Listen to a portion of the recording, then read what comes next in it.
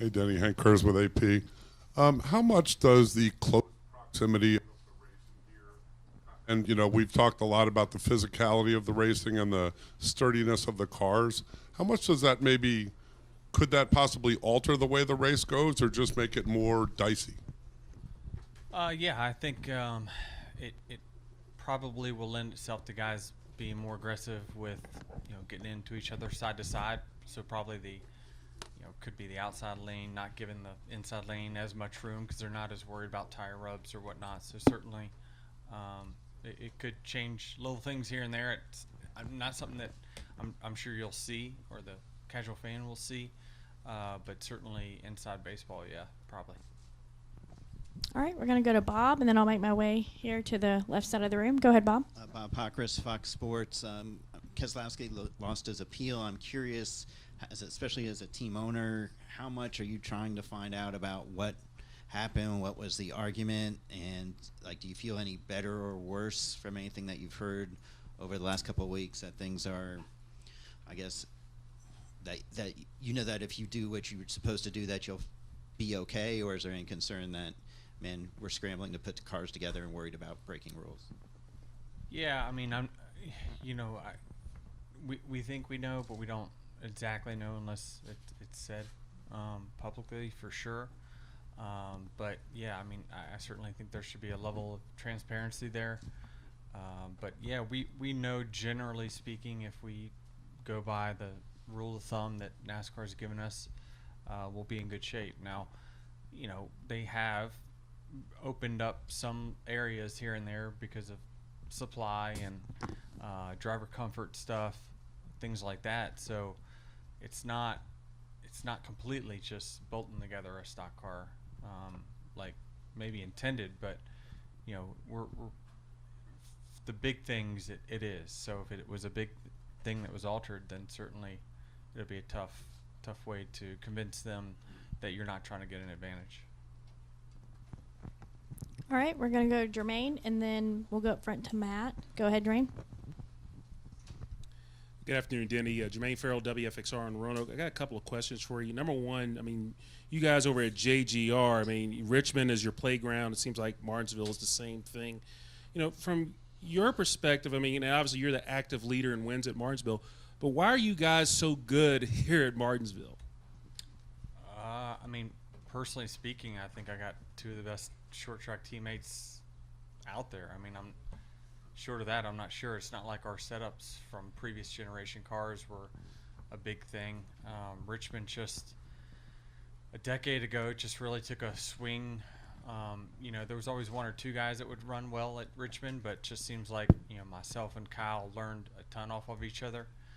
And same thing when Matt Kenseth came over and he started winning short tracks, and Martin now as well. I mean, these guys are good. They're just driver is always going to be your biggest X factor where you finish week to week, and so tracks like Richmond, aerodynamics aren't as big of a deal. Setups are, but your driver is just as important. And I just think that I'm paired with some of the best short track guys in our series right now. And then obviously the 75th anniversary of the Martinsville Speedway, and you're part of that history and that lore. For you personally, what's it like to be a part of that history? I mean, like I say, you got 5 Cup wins here. Yeah, I mean, it's special for sure. I wasn't able to win the big late model race here for the years that I tried.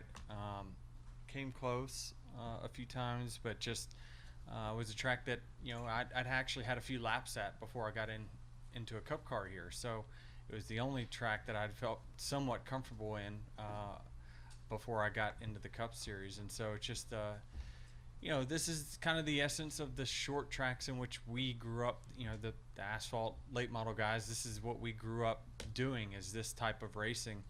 And it's rolling the center of the corner, back to gas, saving the rear tires. That's our style of racing. So essentially, we certainly have a good feeling when we come to these types of tracks that we've been racing for decades. Thanks.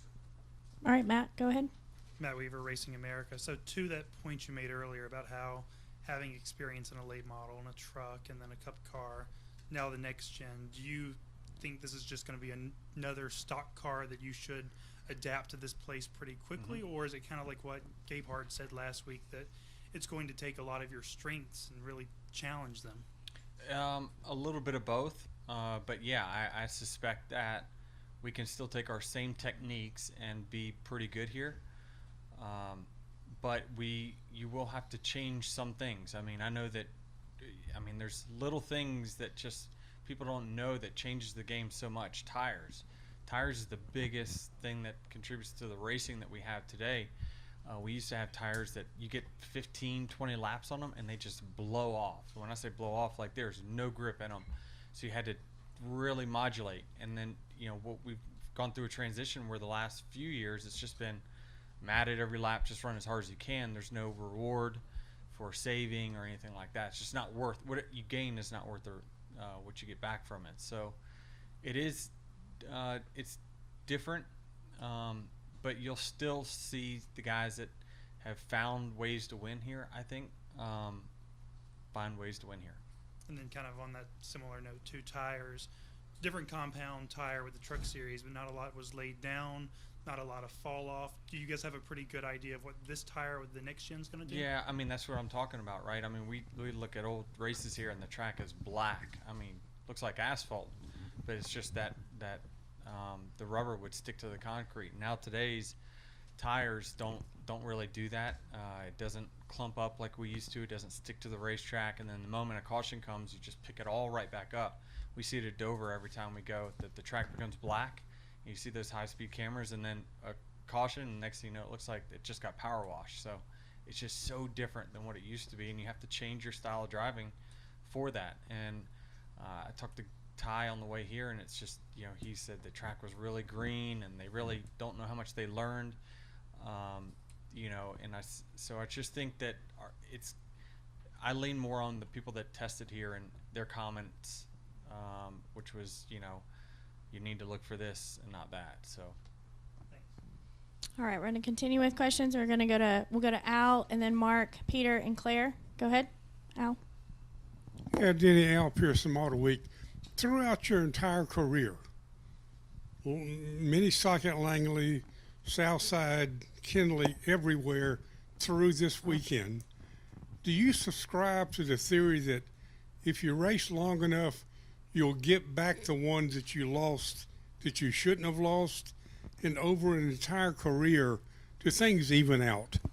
Well, I'm definitely a believer in odds for certain. I think that if you flip a coin 10 times, it's going to be heads or tails. It could be 80-20. You flip it 1,000, and it's not going to vary more than 55%. So it's just the more times you do it. So yes, to answer your question, I do subscribe to that theory that if you do it long enough, the odds will go to your favor. I'm subscribing to that every time I make it to the Final Four as well.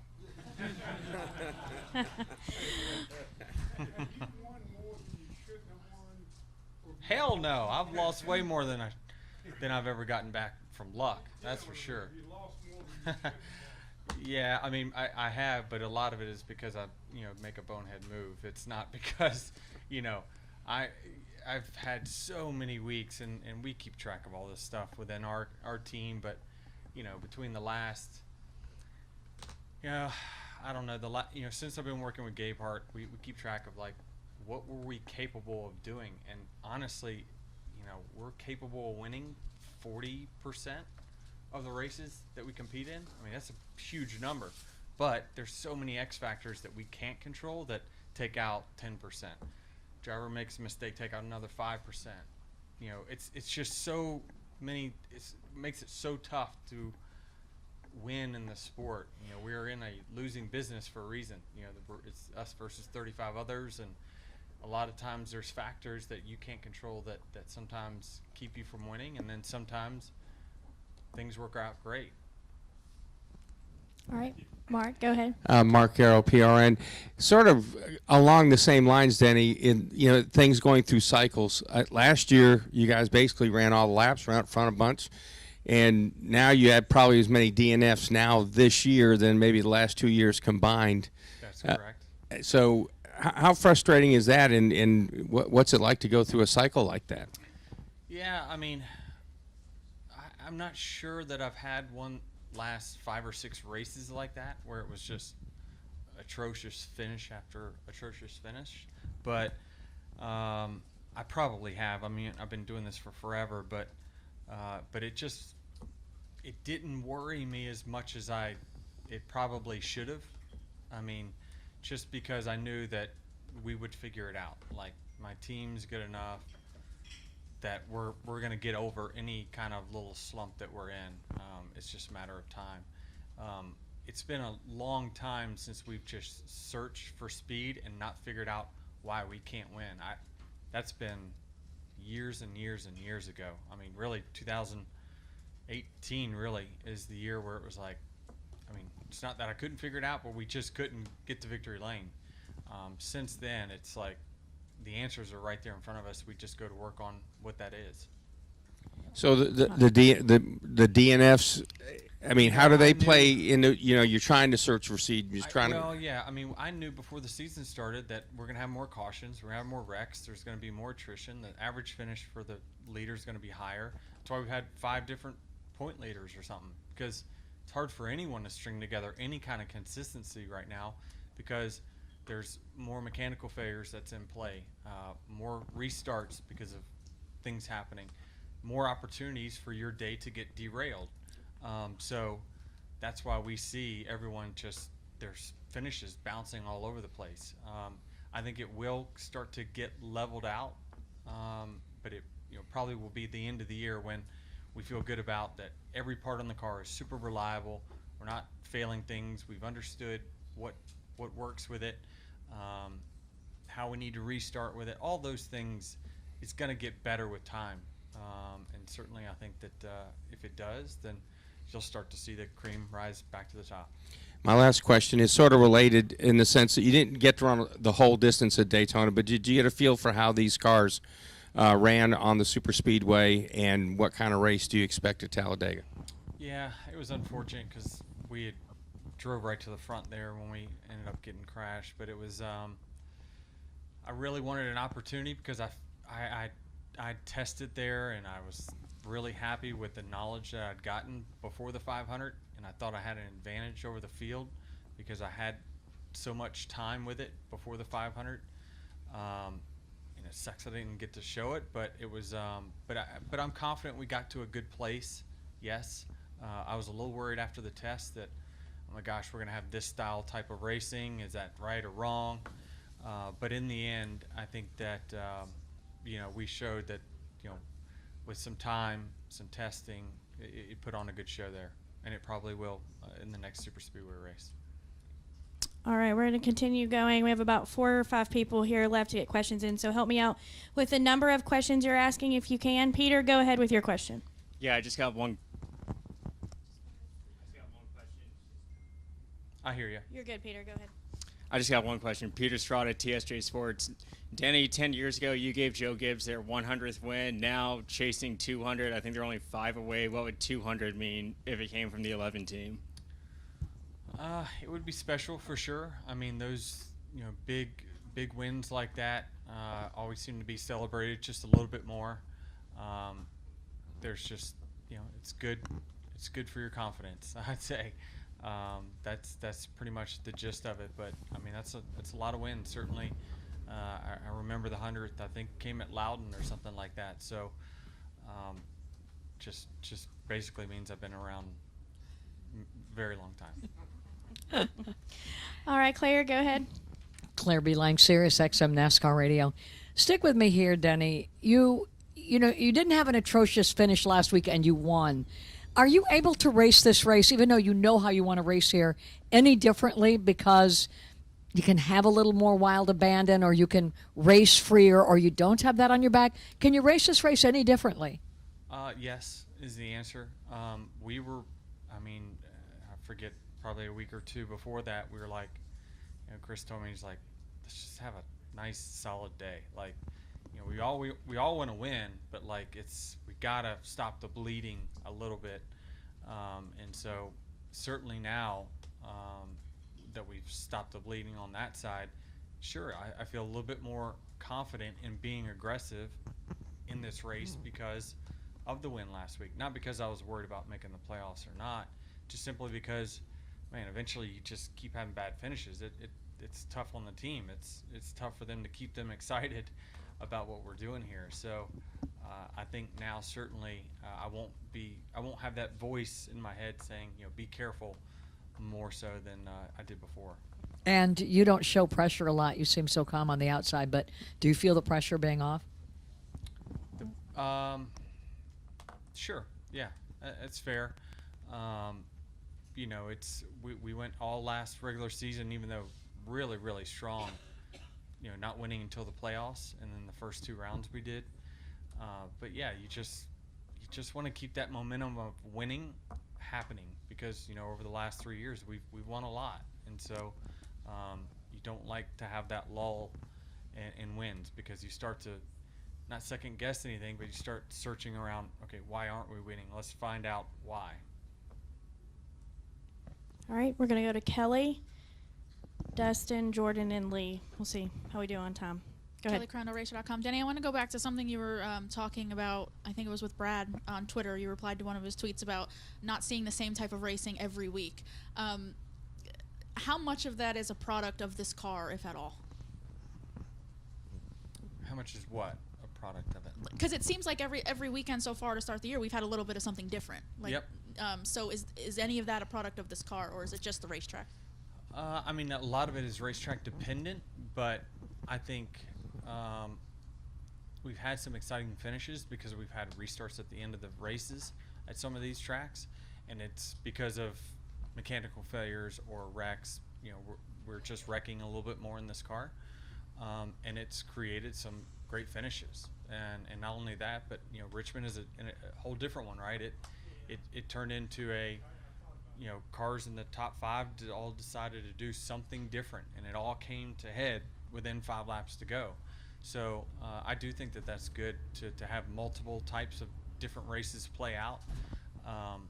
Listen, I mean, I'm a huge proponent of stop giving the kid the candy because eventually they're not going to want it. They're going to want something else, and it's going to have to be better and sweeter and more sugar, right? You just can't keep feeding the same thing. They're not going to, it's not going to be as special. If we had 36 Daytona 500s, how special would that be? It wouldn't be very special, right? So we only have one, and that's what makes it so unique. When we come to Martinsville, we had 36 Martinsville, would not be that interesting. But we come here, and it's unique because it's like, wow, so this person won this week. Will that translate to this track? It's so different. And we see week in, week out, the competition changes. Different cars are running up front on different tracks because those teams are hitting on a setup or something.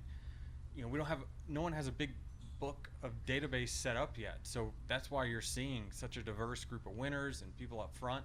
It's almost just right now a roll of the dice of who hits it, and we're hitting it on a different type of track each week, which is why we're seeing so different of racing.